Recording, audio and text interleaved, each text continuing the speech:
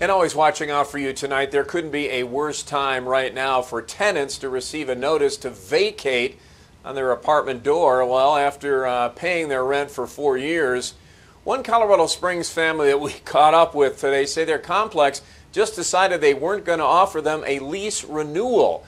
Well, with nowhere to go and facing homelessness in the middle of this pandemic, well, they reached out to Chief Investigative Reporter Eric Ross for help. And tonight, Eric getting answers and results.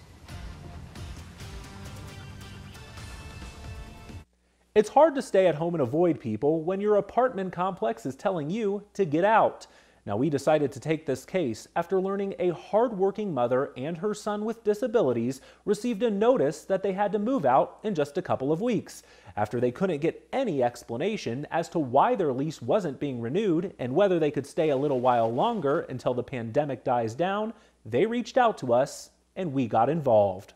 I've been here for 4 years. I've never had an argument with a neighbor. I've never had, I've always been polite, friendly, say hi. Which is why Christine Farmer says it came as a shock when she received a notice on her door from management at Park Ridge Apartments, stating that she needed to be out no later than May 1st. They sent me this notice saying I have to be out because they don't want to renew my lease. And I asked why, and she said she couldn't tell me. She says she's paid her rent on time, and the timing of this is just downright horrible for her and her son who has disabilities.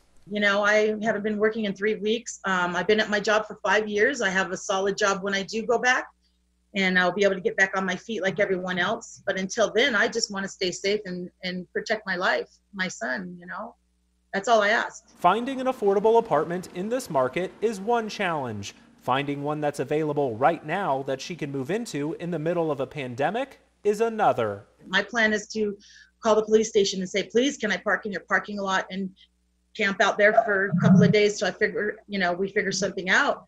I'm calling, I have a therapist, I'm calling them, I'm calling 211, trying to get help with as many people as I can to see if I can find shelter, and it's not easy. She then decided to reach out to News 5 Investigates. I've always watched you guys, and I see your News Investigates, and that it just made me think about that. And I thought, well, let me give it a shot. What do I got to lose? I reached out to the complex for answers on whether Christine and her son could stay just one more month while we wait for things to improve. After we got involved, the complex called Christine back and reversed its decision, allowing her to stay now through the end of May. I never really did expect you to call me, but I can't tell you how happy I am. It's made my day. Thank you. Christine, you are welcome. Now, we should point out that apartment complexes are under no obligation to offer tenants a lease renewal when their current one expires.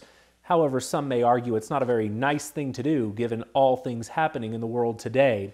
We do want to thank Park Ridge Apartments for reversing its decision and allowing Christine and her son to remain there a little while longer.